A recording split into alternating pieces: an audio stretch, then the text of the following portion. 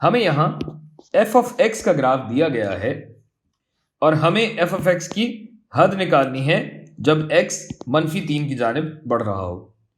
अब यहां चाहे फंक्शन की कदर मांगी गई हो या हद, आप देख सकते हैं कि फंक्शन -3 पर तो भाई आपे से बाहर होता जा रहा है, बल्कि ग्राफ से बाहर होता जा रहा है, लामहदूद होता जा रहा है। यानी अगर मैं फंक्शन की कदर की भी बात करूं ना -3 पे, तो इसका भी कोई वजूद नहीं है, डज नॉट एग्जिस्ट।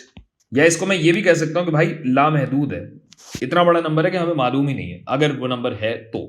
और जैसे जैसे x -3 की जानिब बढ़ता जाता है तो ये फंक्शन कहां बढ़ता जा रहा है, ये फंक्शन लामहदूदियत की तरफ बढ़ता जा रहा है, तो इसकी हद भी लामहदूद ही है।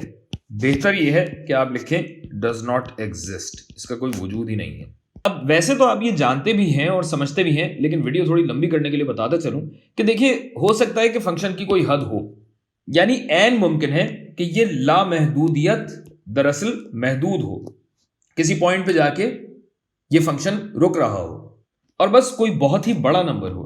लेकिन चूंकि हमें दिए गए रकबे में इस फंक्शन का और इसकी हद का कोई वजूद नहीं है, लिहाजा इससे हमारे जवाब पे कोई फर्क नहीं पड़ेगा।